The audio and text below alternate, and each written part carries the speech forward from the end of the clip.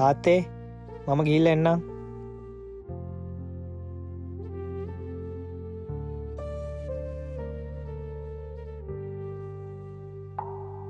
අප්පා උදේ පාන්දර මුව දැක්කනේ. අද දවසම ඉවරයි. දැන් ඉතින් මොනවා කරන්නද? යන්න වෙනවා.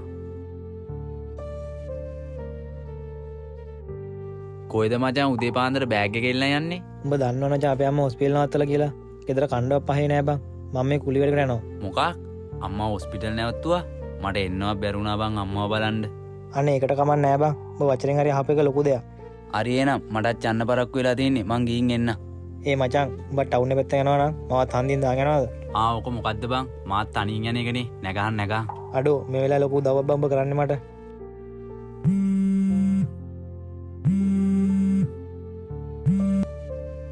හෙලෝ අම්මේ. පුතේ ඔයා එනකොට උණු වතුර බෝතලෙට තේ ටිකක් හදාගෙන එන්න. හරි අම්මේ මං අරන් එන්නම්. මචං උඹට විනාඩි 5ක් ඉන්න පුළුවන්ද මං ගෙදරට ගිහලා එනකම්? හරි බං මට අදිස්සියක් නැහැ. උඹ ගින් වැඩේ කරන් වරේ. අඩෝ උඹට මාරේ යාළුවෙක් බං. ඉඳහම් මං ටක් ගාලා එන්නම්.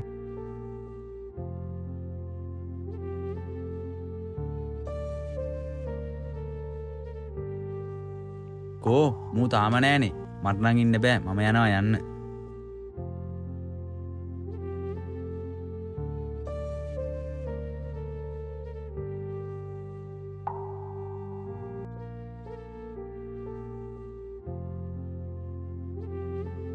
මචන් නැගිටහම් බං.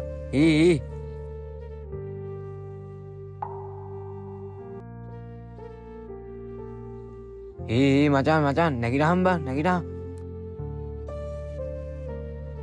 අයි මචං මොකද්ද වෙලා තියෙන්නේ? කවුද දන්නේ නැහැ බං. මෙතනම ඉවරයි. හොස්පිටල් අරන් ගිහලා වැඩකුත් නැහැ. එහෙමද අයියේ? ඉන්නක බලන්න මාත් අඳුරනවාද කියලා.